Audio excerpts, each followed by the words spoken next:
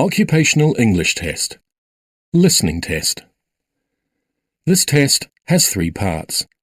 In each part, you'll hear a number of different extracts.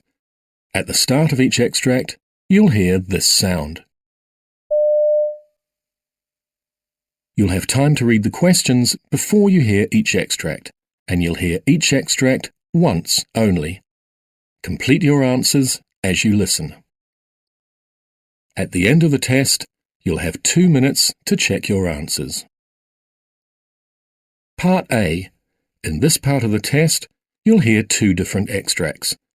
In each extract, a health professional is talking to a patient. For questions 1 to 24, complete the notes with information you hear. Now look at the notes for Extract 1.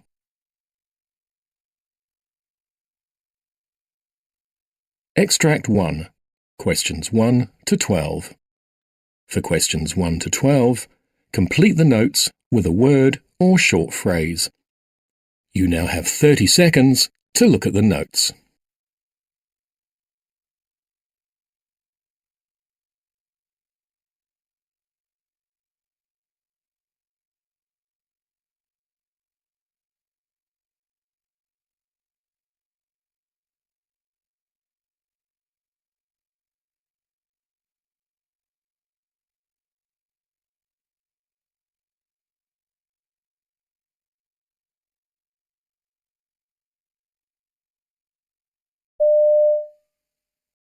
Morning, Sarah. I'm Dr. Neil Strathmore. I'm a cardiologist, and you've been referred here from the Royal Children's Hospital for some further follow-up. So why don't you tell me a bit about yourself and what's been happening to you?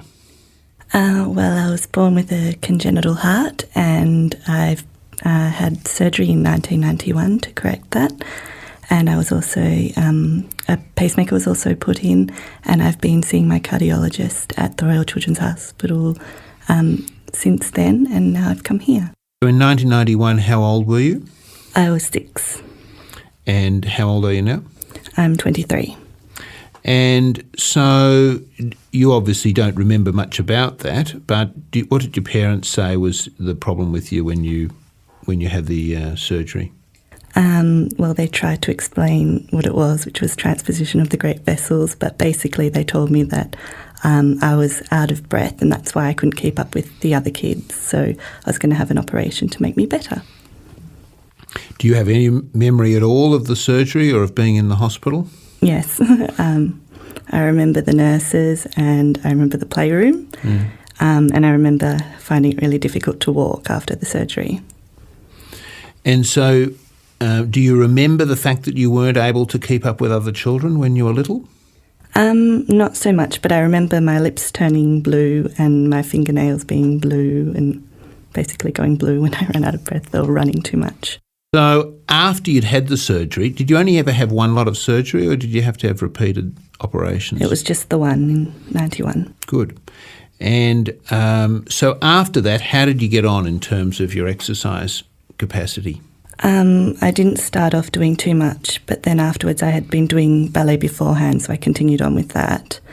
And then I picked up some more dancing, and as I got fitter and older, I was doing that quite consistently. So during your teenage years, how fit were you? Fairly fit. I was doing about 5 hours of dance a week, so...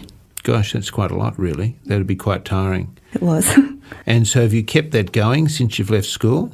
I have, but definitely not as much because I've been busy with uni and things like that.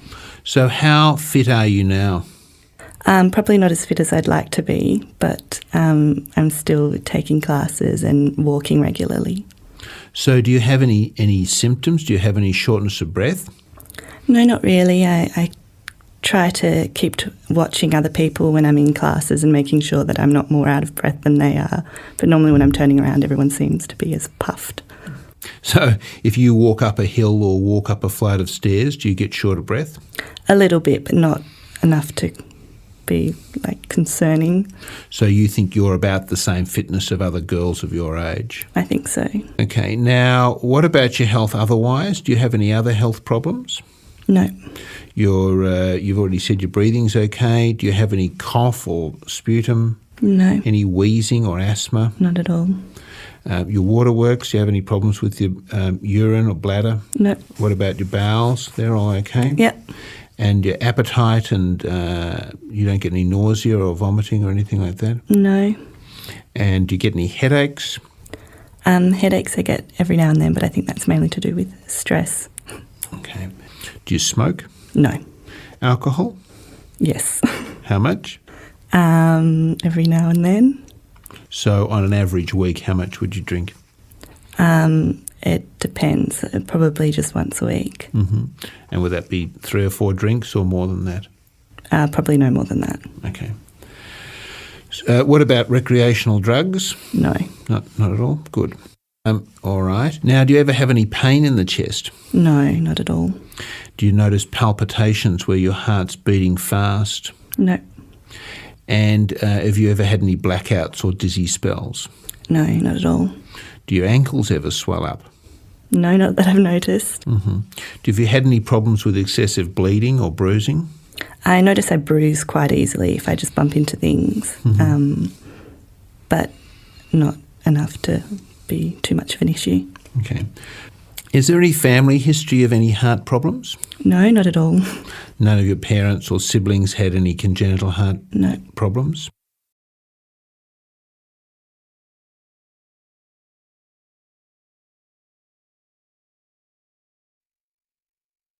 Extract 2, questions 13 to 24. For questions 13 to 24, complete the notes with a word or short phrase. You now have 30 seconds to look at the notes.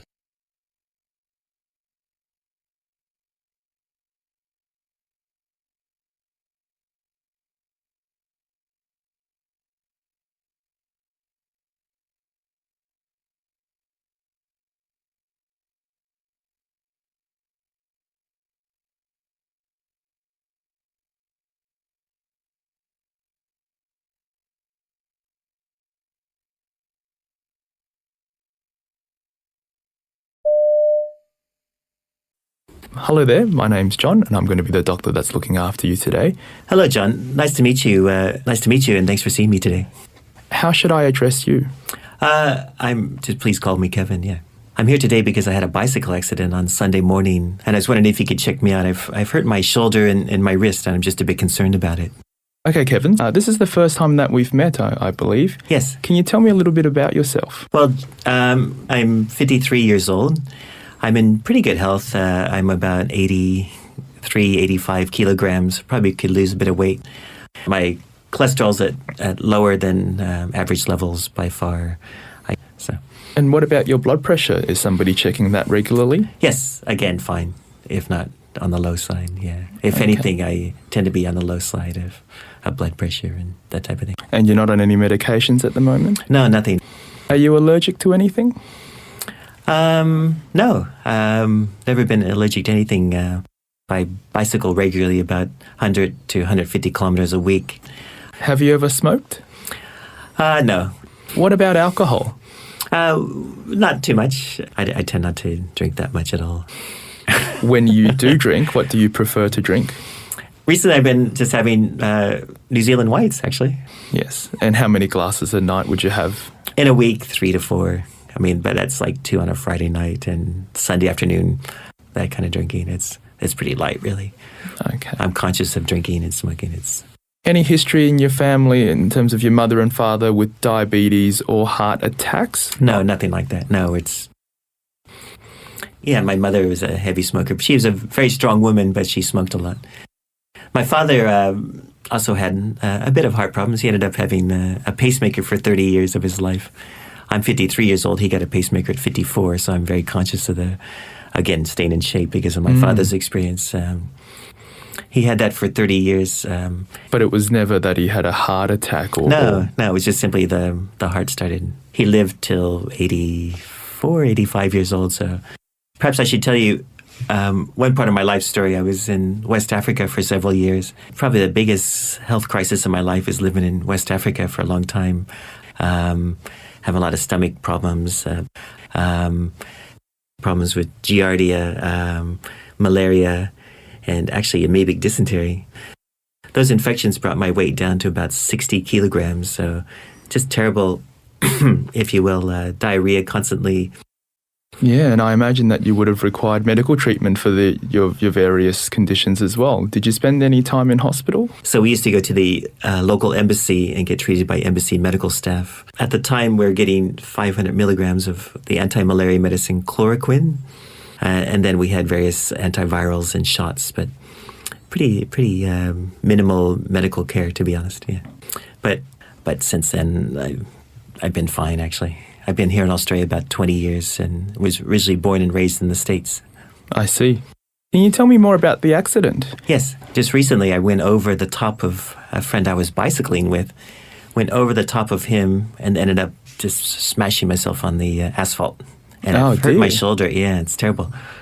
To be honest, he wasn't paying attention. We had just stopped and they were just getting going again. It was Sunday morning. He slammed on his brakes and then I went over the top of him and then into the traffic. And luckily, I pushed both of us out of the way before a car came roaring past. And Wow, that sounds like quite a large accident. Everybody managed to walk away from it okay? yeah, we were laughing about it, you know. You didn't need to call the ambulance or go to hospital for anything at the time? No, we didn't even think about it. It was, again, we were laughing about it and went to the coffee shop. It was only, you know, as I came home and after the coming home and resting for a while, I realized I was in more pain than normal, if you will. How long before the pain started to come on? Right after having coffee, to be honest. I think the adrenaline went down and just coming home and finally kind of reflecting on the whole thing. After the accident, as you know, bicycles have...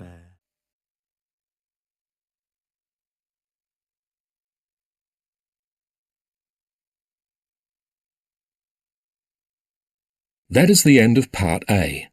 Now look at Part B.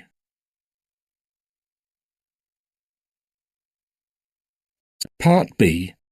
In this part of the test, you'll hear 6 different extracts. In each extract, you'll hear people talking in a different healthcare setting. For questions 25 to 30, choose the answer A, B, or C, which fits best according to what you hear. You'll have time to read each question before you listen. Complete your answers as you listen. Now look at question 25. Now read the question.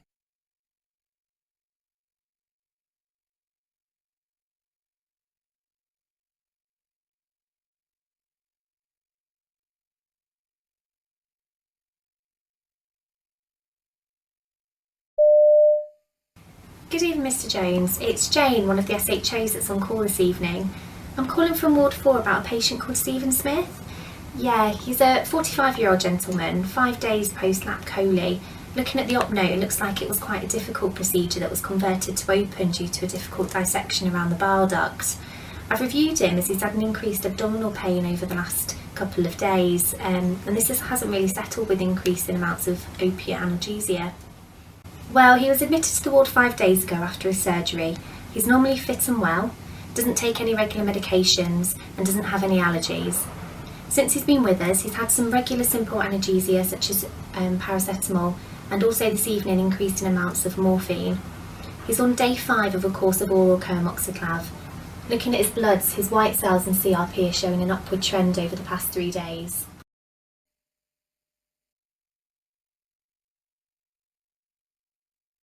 Question 26.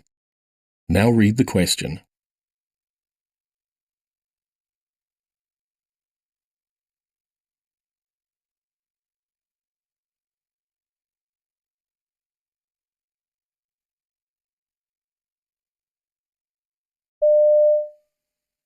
This is Mr. Gervais. He's a 79-year-old gentleman. He's been had general malaise over the past few months, increasingly short of breath over the past few weeks. Was extremely short of breath today. 911 was called. When they arrived, he was tripoding, short of breath. His pulse ox on arrival was 69%. He bradyed down to a PEA arrest. They did 2 rounds of CPR, and there was a return of pulses in 8 minutes. And he was intubated in the field. He was brought into our hospital. Give you a little bit of history of Mr. Gervais. He has history of diabetes, hypertension, He had thyroid cancer back in 2006, which was, his thyroid was removed, and also received a local radiation then. He has an allergy to penicillin, and he's currently on a hypothermia protocol post-PEA arrest. Okay.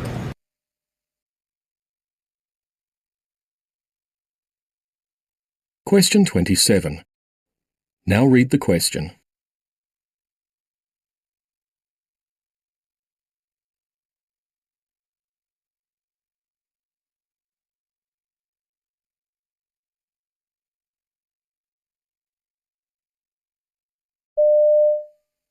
Margot, my shift is coming to a close and it's time for bedside report. This is your new nurse, Patty. She's a great nurse. I'm leaving you in very experienced hands. And this is Audrey, Margot's daughter. Hi, nice to meet you both. I'm replacing Sandy and I'll be with you till 7 a.m. We're going to start report now, so feel free to add any information or ask any questions. Margot Carley is a 56-year-old that came through the emergency department and admitted for pneumonia. Okay, Margot, can you please state your full name and date of birth? Sure, Margot Carley, 6/26 of 60. Thank you. Margot presented to the emergency department early this morning with difficulty breathing, cough, and chest pain. She had a room air oxygen saturation of 84%. She has a history of a recently treated pneumonia, and we are currently giving her IV antibiotics and IV steroids through a PICC line on her right side that was placed this morning.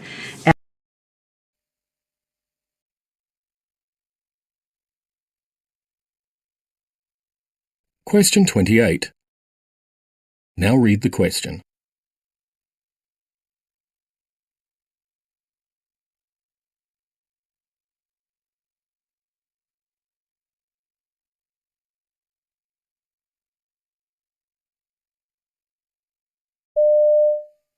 This is Mr. Gervais. He's a 79-year-old male with a history of thyroid carcinoma, originally diagnosed in 2006, where he had a thyroidectomy as well as ablation, which reoccurred in April of 2009 in his thyroid as well as his lung.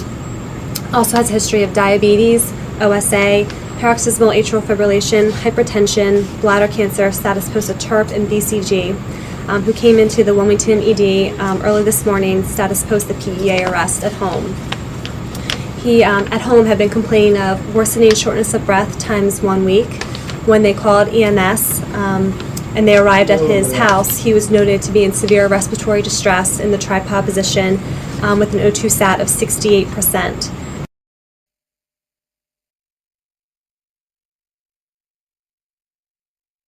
Question 29. Now read the question.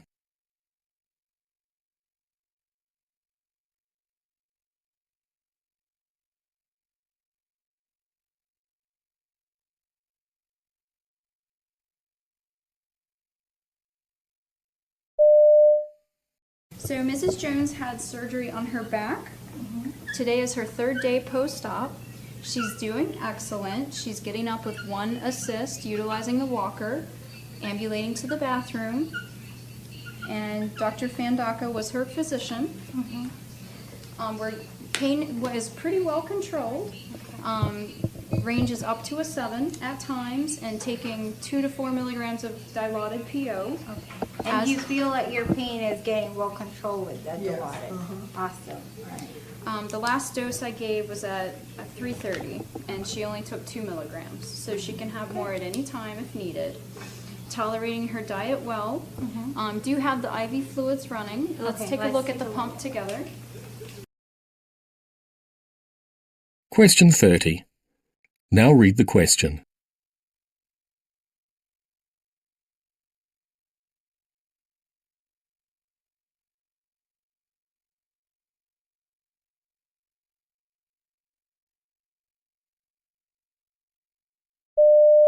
All right. This is Mr. Eddie Smith and his daughter Amanda.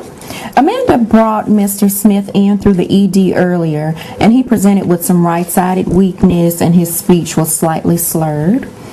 He was admitted to us on a stroke care track and he transferred up this morning. He has a history of diabetes and hypertension, and Amanda told me that he hasn't taken his blood pressure medications in about 2 weeks. Yes, I picked up his medicines, but he wouldn't take them. And I've already looked at those medicines, and his homemade list is already on the chart, and it's been signed. He had a CT scan done before he arrived to the floor, and the results came back negative. And he just came back from MRI, and he has a CT angiogram ordered by his neurology consult, Dr. Elahi. My CT was negative. Why did you run those two tests?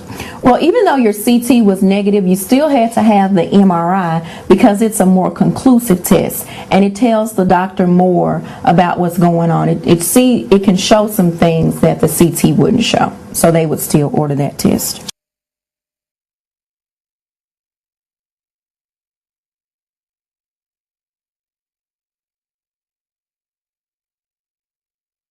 That is the end of Part B.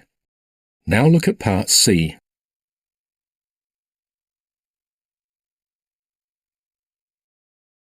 Part C. In this part of the test, you'll hear two different extracts. In each extract, you'll hear health professionals talking about aspects of their work. For questions 31 to 42, choose the answer A, B, or C, which fits best according to what you hear. Complete your answers as you listen. Now look at Extract 1. Extract 1. Questions 31 to 36. You now have 90 seconds to read questions 31 to 36.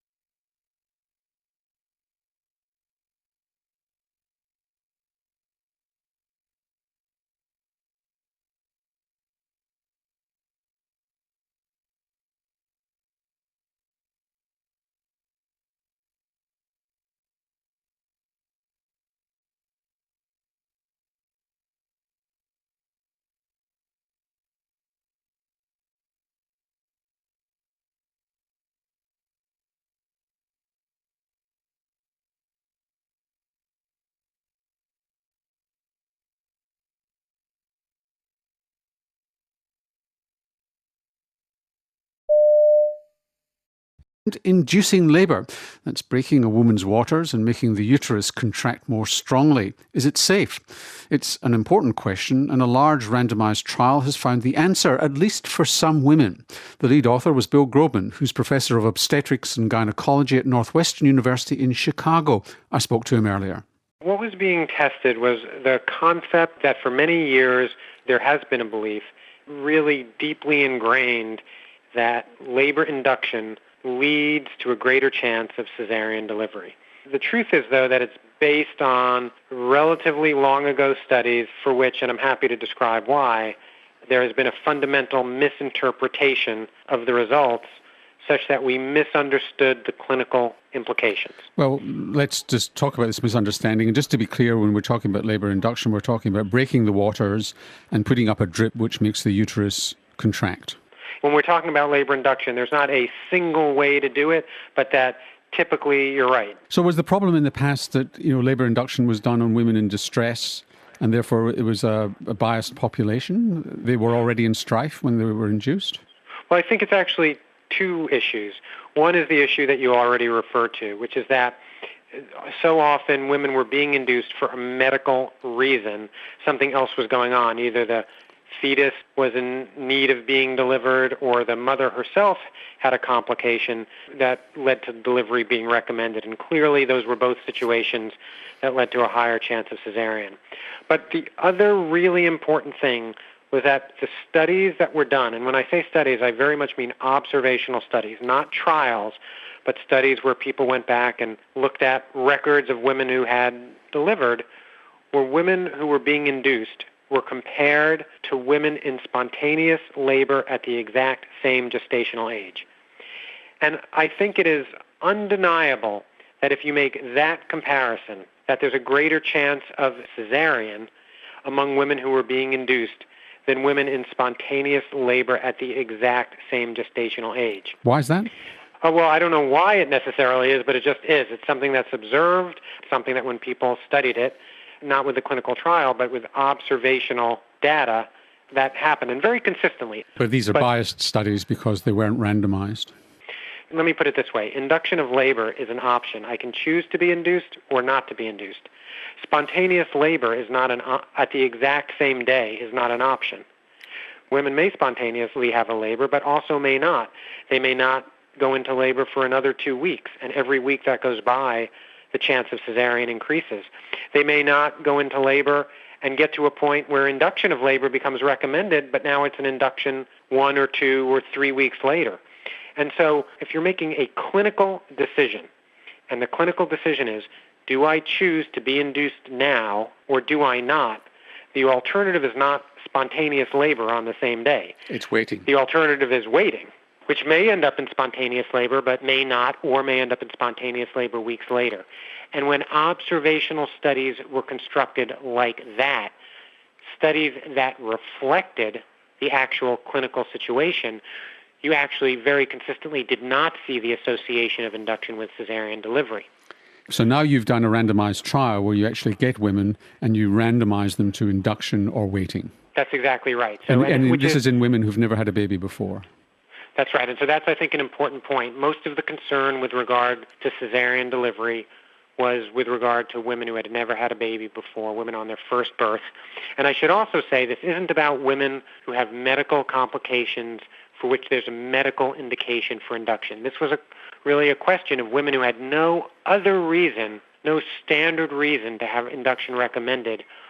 Was it indeed true that induction would lead to an increased risk of cesarean, or might it be, as the more recent observational studies suggested, that induction didn't increase or even decrease the chance of cesarean and maybe also improve the outcome of their baby? And sitting behind this is a concern about a high caesarean section rate, complications in second pregnancies. You're kind of condemning yourself or committing yourself to a second caesarean, and sometimes the babies don't do as well. I think what we would say is that, for any woman who desires a vaginal birth, that we want to do everything we can to try to optimize that chance. And clearly, if someone can have an uncomplicated vaginal birth versus an uncomplicated cesarean, both in terms of short-term complications and long-term complications, including complications for future pregnancies, it's preferable to have a vaginal birth. What we want to get rid of are unnecessary cesarean deliveries that would have potentially preventable, and the health of the mother and her child or children are preserved. Okay, so you took about 3,000 women, not a small study. Well, it's actually, 6,000 women. Yeah. 3,000 were assigned to labour induction at 39 weeks, and 3,000 waited to see whether they went into spontaneous labour, and they were low risk, as you said. And your outcome was mother's health, baby's health, and caesarean section. Is that right? Yeah, that's exactly right. It was 3,000 women in each group, low-risk nulliparous women or women on their first birth, randomized to induction at 39 weeks or expectant management or waiting. And not forever, because there's still an upper limit at which in the modern day is considered sort of acceptable practice, but till about 42 weeks would be the upper limit. What did you find? Well, what we found was that women who were randomized to labor induction had a significantly lower chance of cesarean delivery, so about a 15% relative risk decrease in cesarean delivery. Women who were randomized to induction of labor delivered babies who were significantly less likely to need extra respiratory support, like having a tube put down their throat to help them breathe or requiring high amounts of oxygen. Women who were induced had a lower chance of having high blood pressure problems at the end of their pregnancy, sometimes called preeclampsia. And also they reported less overall pain, and they reported a greater sense of control over their labor process and a greater sense of agency. Well, that sounds pretty impressive. We'll come back to the implications in a moment. But one of the risks here is you get the scent of the patient. Now look at Extract 2. Extract 2, questions 37 to 42. You now have 90 seconds to read questions 37 to 42.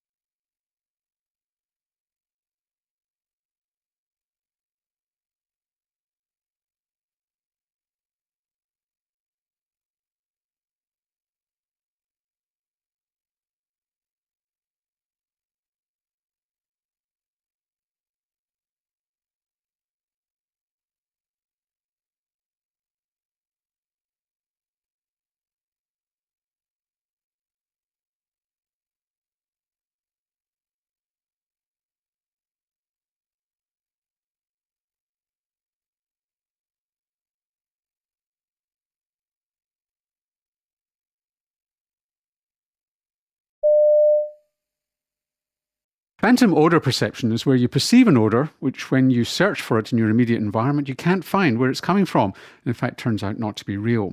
Here's Serge Negus, who's a producer at Triple J, telling James Bullen of The Health Report about his experience. How did you come to have these phantom smells? I had a traumatic brain injury from a skateboarding accident where I fractured my skull and had part of it removed and this titanium alloy plastic mold put in there. And one of the things that my mum did when she came in was put some lavender oil on my sheets at the hospital bed, and then she presented the lavender oil to my nose and I literally couldn't smell it. And so that was when I discovered that I couldn't smell anymore. And the doctors said that it's one of the most common things that you can have happen after having a head injury is you lose basically your olfactory nerve and a lot of taste too. How did you feel when you realised that was happening? You can get really bad smells with these phantom smells, things like burning flesh and these sorts of things, or really unnatural smells. I didn't get that. My smells were battered fish and chips and stuff like that, and passion fruit and mango and different things like that were really nice, and they came with a sense of euphoria. So for me, I didn't mind because I'd totally lost my sense of smell. So having these kind of phantom smells for me actually worked out, but I know that for some people it can be the opposite, and they can have smells that really are quite intense and very dark, and so people actually try and figure out ways of getting rid of their phantosmia, which I don't even know if it's possible. Apparently some people have tried to have their olfactories removed completely to try and stop it, but I don't know if it even works. The science around it, it's not that strong, I believe. But my experience of phantosmia has been quite positive. And do you ever get the bad smells, or has it pretty much been good for you? The only time I've ever had slightly bad smells have been smells that I literally couldn't describe to you. They're so unnatural. They come from such a weird place that because my brain's creating them basically, that I'm confused by them. I'm like, what even is that? That's a smell that I've never even smelled before, obviously, because if my brain's creating this fake smell. But no, I've never had any of the bad ones. The worst thing I've had, which I actually kind of liked, was the smell of fresh cow manure. Do you ever play the game Which Would You Rather? And I'd always say to somebody, if you said to me, which would you rather, never be able to smell again or only be able to smell fresh cow manure for the rest of your life? I was like, well, you know what? Having experienced that, I would go with fresh cow manure for the rest of my life. And how long do they last, and how powerful are they while they're going on? They can last for a couple of days, once every 2 to 3 weeks, but sometimes they can be a couple of months without experiencing it. But because, like I said, I've had this positive experience with phantom smells, I look forward to them when they do happen, and so I'd actually like them to happen more. Serge Negus throwing cowpats at James Bullen. Well, head injury is only one cause of phantom odour perception. To find out how common it is and what factors might be linked to it, Kathy Bainbridge and her colleagues at the US National Institute on Deafness and Other Communications Disorders studied a large population in the United States. For some people, they pick up an odor. It's often unpleasant, or it's often described as a burning odor. And you might ask your friend or your partner, your spouse, hey, what's that smell of something burning? And they don't smell it at all. So it's an odor perception for which there's really no source, no identifiable source in the environment. And how bothered are people by it? I think it varies. Some people just describe it as kind of pesky, but for sure there's a subset of people who are really debilitated by this condition and who scour their house looking for the odor. My co-author, Dr. Don Leopold, he's described people who ripped up carpeting in order to try to find the source of the odor, and there really is nothing to be found. It's under the radar, really, this issue. It's never been studied in such a large population as the study that I participated in. Tell us what you did. In the United States, there's an ongoing national health survey, and it's been going on in its current form since 1999. And beginning in 2011, we had the opportunity to add a battery of smell and also taste questions and a couple of different physical exams. So we took the opportunity to add a question about phantom odors. So we collected, over the course of 4 years, data on over 7,000 people. And it turns out that 6.5% of adults over the age of 40 in the United States are willing to report that they smell phantom odors. That sounds like an extraordinary percentage. Yeah, it's surprisingly big. Our question was broad. It was, do you sometimes smell odors that are bad or foul or unpleasant? So we don't have the data to ask of the 6.5%, what proportion are really, really troubled by it. We don't have that data. We don't have data. But some phantom odours are quite pleasant, aren't they? The way we captured it in the survey, we phrased it as bad or burning, but I've heard from some people smell like cinnamon. A gentleman told me he smelled cinnamon and he associated that with his father. And they tend to be warm smells or hot smells. I've heard burnt milk, stale or hot bleach. So you're always diesel. running into the kitchen to find out what's spilt over. So what factors, because this was the other thing that you looked at, is what predicted whether somebody had a phantom odour? Because it sounds from this that you've probably underestimated, if you haven't looked for the good odours, you've probably underestimated the phantom odour prevalence, but let's put that to one side. What were the factors predicting whether or not somebody was more likely than not to experience phantom odours? Women were much more likely to report phantom odors than men. That is the end of Part C. You now have 2 minutes to check your answers.